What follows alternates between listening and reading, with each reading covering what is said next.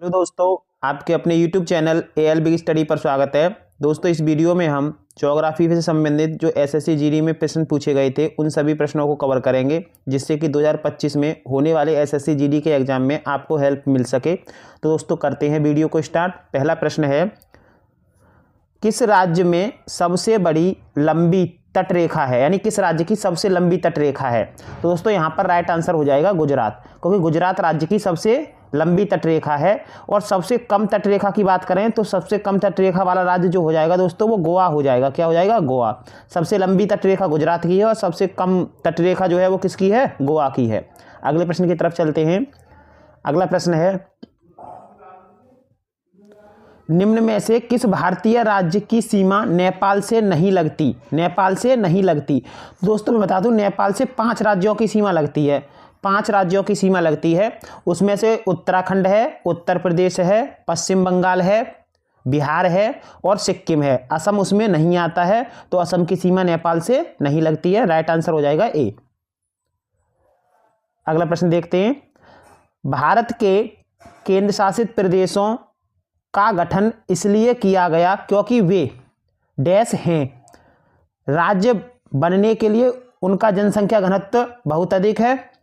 राज्य बनने के लिए बहुत छोटे प्रांत थे। हाँ दोस्तों, वह राज्य बनने के लिए बहुत छोटे प्रांत थे, इसलिए उनको क्या बना दिया गया? केंद्र शासित प्रदेश बना दिया गया। तो राइट आंसर हो जाएगा बी। अगला प्रश्न है, भारत देश का सबसे छोटा राज्य कौन सा है? तो दोस्तों, भारत देश का जो सबसे छोटा राज्य है क्षेत्रफल के हिसाब से, वो गोवा है। क्षेत्रफल के हिसाब से क्या है? गोवा है। तो इसका राइट आंसर क्या हो जाएगा? बी हो जाएगा। और क्षेत्रफल के हिसाब से सबसे बड़ा राज्य पूछे तो राजस्थान बता देना है। क्या बता देना है दोस्तों? राजस्थान।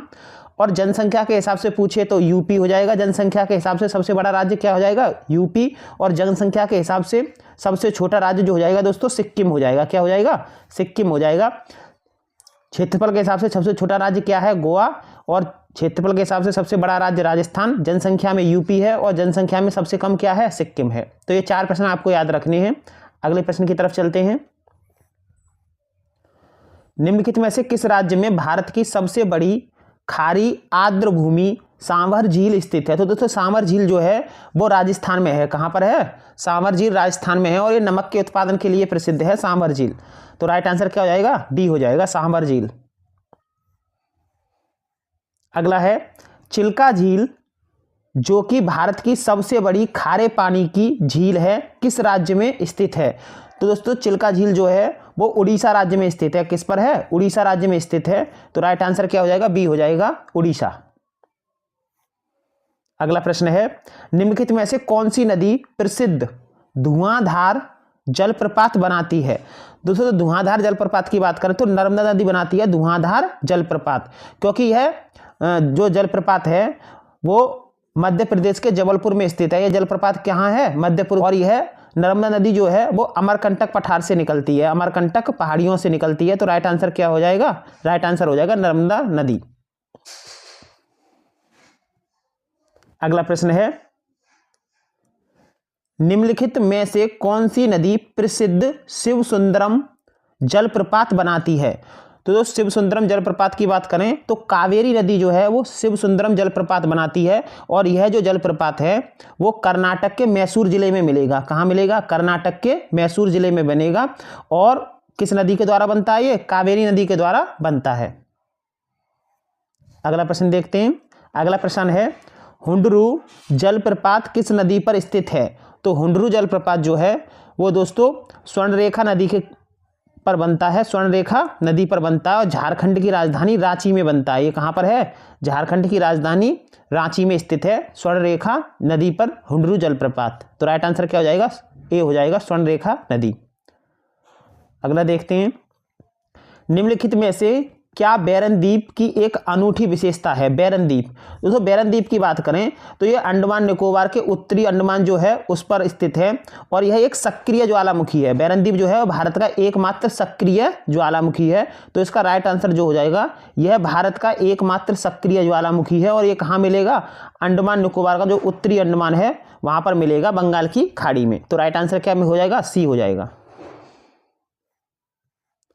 सबसे बड़ा नदी द्वीप माजुली निम्नलिखित में से किस नदी में स्थित है? दोस्तों, माजुली की बात करें तो माजुली जो है वो ब्रह्मपुत्र नदी में विश्व का सबसे बड़ा नदी द्वीप है। ब्रह्मपुत्र नदी में विश्व का सबसे बड़ा नदी द्वीप है। और यह जो है नदी द्वीप माजुली वो असम में है। कहाँ पर है दोस्तों? ये असम में है माजुली।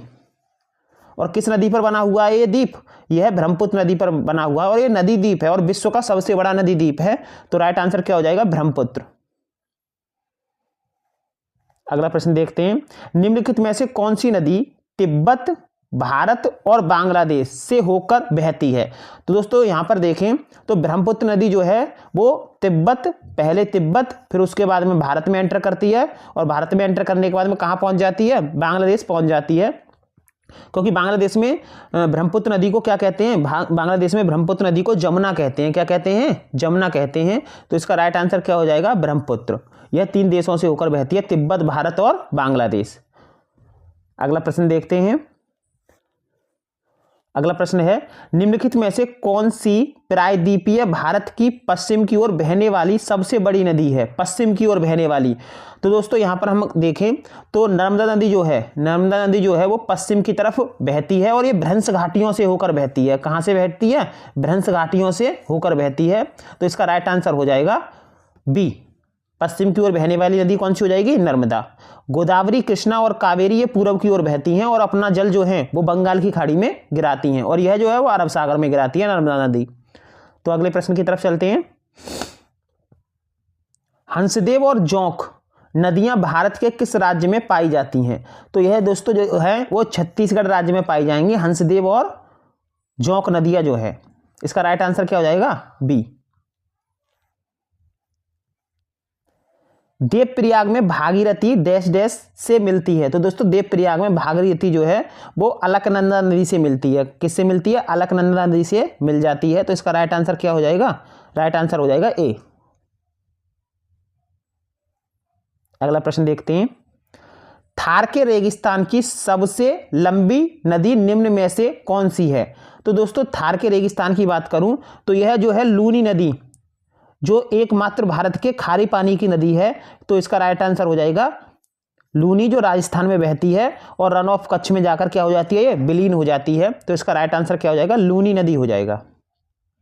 अगला प्रश्न देखते हैं, भारत के पंजाब से निकलने वाली 5 नदियां पाकिस्तान में मिथनकोट में डैश नदी में मिल जाती हैं।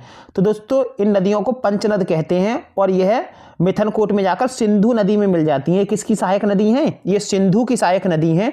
तो इनका राइट आंसर क्या हो जाएगा? राइट आंसर हो जाएगा सिंधु। सरयू नदी किस नदी की सहायक नदी है? तो दोस्तों सरयू नदी की बात करें तो सरयू नदी जो है वो शारदा नदी की सहायक नदी है और सरयू नदी के किनारे ही क्या है? अयोध्या है। सरयू नदी के किनारे ही कौन सा शहर बसा हुआ है? अयोध्या बसा हुआ है। तो इसका राइट आंसर क्या हो जाएगा? शारदा।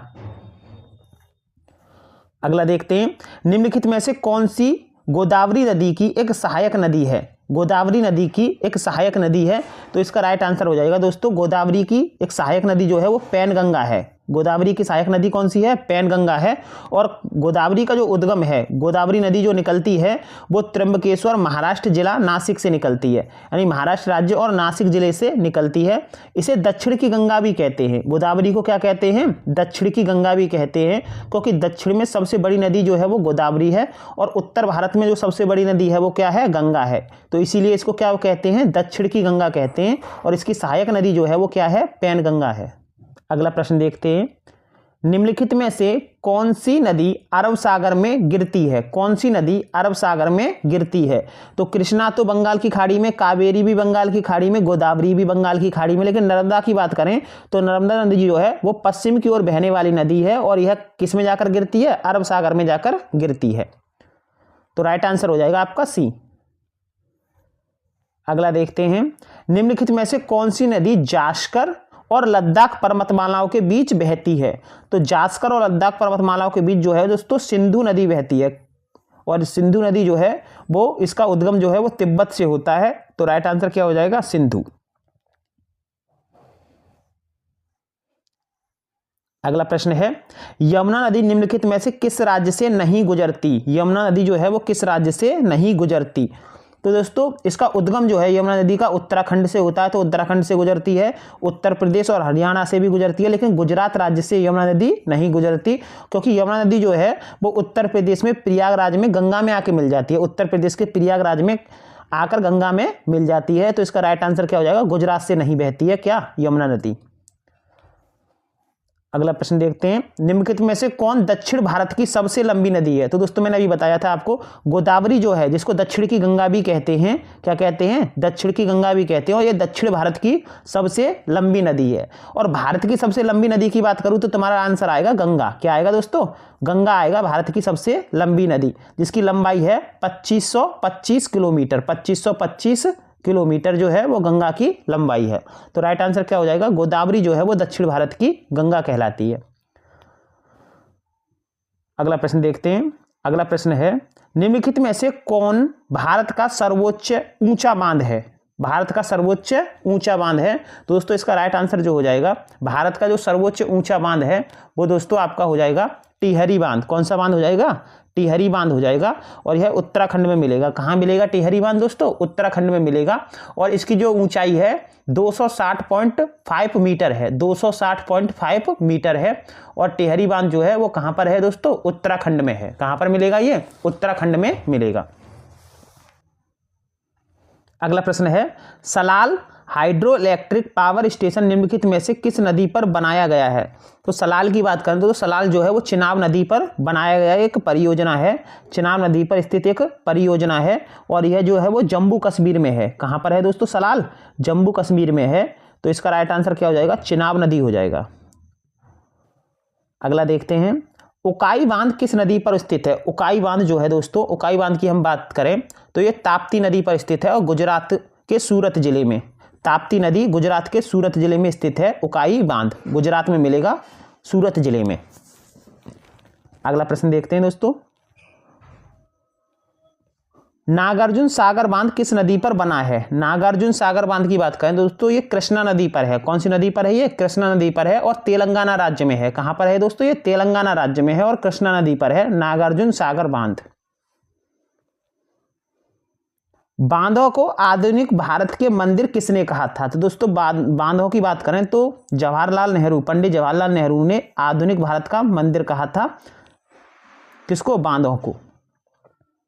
तो अगला प्रश्न देखते हैं दोस्तों, हीराकुंड बांध किस नदी पर स्थित है। तो दोस्तों हीराकुंड बांध की बात करें तो ये महानदी पर मिलेगा। कहां पर मिलेगा, हीराकुंड बांध जो है वो महानदी पर मिलेगा, और यह उड़ीसा राज्य में स्थित है, और भारत का सबसे लंबा बांध है, क्योंकि इसकी लंबाई जो है वो 25.8 किलोमीटर है। और किस नदी पर है, ये महानदी पर है। किस राज्य में है, उड़ीसा में है हीराकुंड बांध, और भारत का सबसे लंबा बांध है। चाय और कॉफी डैश मिट्टी में उगाई जाती है। दोस्तों चाय और कॉफी जो है वो लैटेराइट मिट्टी में उगाई जाती है, लैटेराइट मिट्टी। तो राइट आंसर क्या हो जाएगा, ए हो जाएगा। अगला प्रश्न देखते हैं, किस प्रकार की मिट्टी में पानी की अधिकतम मात्रा बनी रहती है। तो चिकनी मिट्टी की बात करें तो चिकनी मिट्टी में जो है वो पानी की अधिकतम मात्रा बनी रहती है। तो इसका राइट आंसर क्या हो जाएगा, राइट आंसर हो जाएगा डी। कपास पैदा करने के लिए आदर्श मिट्टी है, कपास पैदा करने के लिए आदर्श मिट्टी है। दोस्तों काली मिट्टी की बात करें तो काली मिट्टी जो है वो कपास पैदा करने के लिए सबसे अच्छी मानी जाती है। इसे कपासी मिट्टी भी कहते हैं। काली मिट्टी को क्या कहते हैं, कपासी मिट्टी भी कहते हैं। तो इसका राइट आंसर क्या हो जाएगा, ए हो जाएगा, काली मिट्टी। पश्चिमी घाट की पश्चिमी ढलानों पूर्वी ढलानों की तुलना में घने जंगलों से ढकी क्यों है। तो दोस्तों यहाँ पश्चिमी घाट की बात करें तो यहाँ अधिक वर्षा होती है, यहाँ पर 200 सेंटीमीटर से अधिक वर्षा होती है, इसीलिए यहाँ पर क्या कह सकते हो दोस्तों, यहाँ पर जो है वो घने जंगल पाए जाते हैं, और यहाँ पर जैव विविधता, पश्चिमी घाट में जैव विविधता भी अधिक पाई जाती है। तो इसका राइट आंसर क्या हो जाएगा, अधिक वर्षा होती है। अगला देखते हैं, भारत और बांग्लादेश डैश के प्रमुख उत्पादक हैं। तो भारत और बांग्लादेश जूट के प्रमुख उत्पादक हैं। किसके, जूट के प्रमुख उत्पादक हैं। तो इसका राइट आंसर बी हो जाएगा। भारत में हरित क्रांति के दौरान खेती के आधुनिक तरीकों को आजमाने वाला पहला राज्य निम्नलिखित में से कौन सा था। तो हरित क्रांति की बात करें दोस्तों, हरित क्रांति में सबसे ज्यादा जो फायदा मिला था वो पंजाब राज्य को मिला था। किस राज्य को मिला था? पंजाब राज्य को मिला था। और हरित क्रांति के भारत में जनक की बात करें तो एमएस स्वामीनाथन थे, और हरित क्रांति के विश्व में जनक की बात करें तो नॉर्मन बोरलॉग थे। तो यहाँ पर दोस्तों हरित क्रांति की बात करें तो यहाँ पर सबसे ज़्यादा फायदा जो मिलने वाला राज्य था वो कौन सा था? पंजाब। और हरित क्रांति में गेहूँ और चावल जो है, गेहूं और चावल की फसल को क्या मिला था? ज़्यादा फायदा मिला था। तो यहाँ पर आप क्या कह सकते हो? इसका राइट आंसर क्या हो जाएगा? डी हो जाएगा, पंजाब राज्य। मधु के लिए मधुमक्खियों और छत्तों का पालन और रखरखाव कहलाता है। तो जो मधुमक्खियों का कहलाता है दोस्तों, ये एपीकल्चर कहलाता है। क्या कहलाता है? एपीकल्चर कहलाता है। तो इसका राइट आंसर बी हो जाएगा। डॉक्टर एम एस स्वामीनाथन से जुड़े हुए हैं। तो दोस्तों डॉक्टर एम एस स्वामीनाथन की बात करूं, मैंने बताया था यह कृषि से जुड़े हुए हैं और यह भारत में हरित क्रांति के जनक कहलाते हैं। भारत में हरित क्रांति के जनक कहलाते हैं। तो राइट आंसर क्या हो जाएगा? ए हो जाएगा, कृषि। हरित क्रांति में किसे शामिल नहीं किया गया है? तो दोस्तों हरित क्रांति की बात करें, गांव की सड़कों के सुधार को नहीं दोस्तों, यह तो कृषि से जुड़ी हुई क्रांति थी, तो ये एकदम गलत हो जाएगा। और ये तीनों जो विकल्प हैं एकदम सही हैं। रबी फसलों की बुवाई डैश में की जाती है।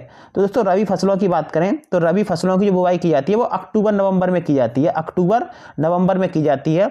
और खरीफ फसलों की बात करें तो जून जुलाई में की जाती है बुवाई, खरीफ फसलों की जून जुलाई में, और जायद फसलों की मार्च अप्रैल में। जायद फसलों की मार्च अप्रैल में। तो इसका राइट आंसर क्या हो जाएगा?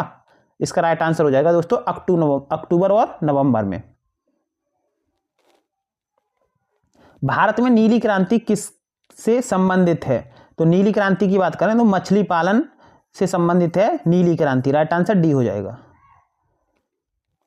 भारत के निम्नलिखित में से किस राज्य में सोने के भंडार हैं? सोने के भंडार हैं। तो दोस्तों सोने के भंडार की बात करूं तो कर्नाटक राज्य में है सोने के भंडार। तो राइट आंसर क्या हो जाएगा? डी हो जाएगा, कर्नाटक राज्य। भारत का सबसे बड़ा बॉक्साइट उत्पादक राज्य कौन सा है? बॉक्साइट उत्पादक की बात करें तो दोस्तों ओडिशा जो है वो बॉक्साइट उत्पादक में प्रथम स्थान पर है। इसका राइट आंसर क्या हो जाएगा? ओडिशा। कौन सा पुल असम के डिब्रूगढ़ को अरुणाचल प्रदेश के पासीघाट से जोड़ता है? तो इसका राइट आंसर हो जाएगा दोस्तों बॉगीबिल। बॉगीबिल जो है वो असम के डिब्रूगढ़ को अरुणाचल प्रदेश के पासीघाट से जोड़ने का काम करता है। तो राइट आंसर हो जाएगा बॉगीबिल। अगला प्रश्न देखते हैं।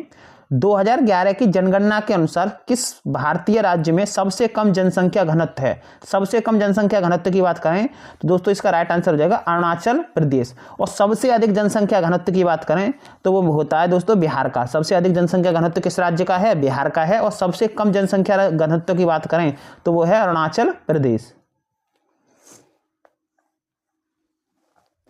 2011 के अनुसार देश की साक्षरता दर सर्वाधिक है। तो साक्षरता दर की बात करें तो केरल राज्य की साक्षरता दर जो है वो 2011 की जनगणना के अनुसार सबसे अधिक है। और सबसे कम साक्षरता दर की बात करें तो इसमें जो आता है दोस्तों वो बिहार आता है। सबसे कम साक्षरता दर जो है वो किसकी है? बिहार की है। और सबसे ज्यादा साक्षरता दर जो है वो किसकी है? केरल की है। अगला प्रश्न देखते हैं दोस्तों। अगला प्रश्न है, हिमालय की ऊंची ऊंची पर्वतमालाओं में घास के विशाल मैदान क्या कहलाते हैं? तो दोस्तों घास के जो विशाल मैदान हैं ये बुग्याल या प्यार कहलाते हैं। क्या कहलाते हैं? बुग्याल या प्यार कहलाते हैं। तो इसका राइट आंसर क्या हो जाएगा? डी हो जाएगा, बुग्याल।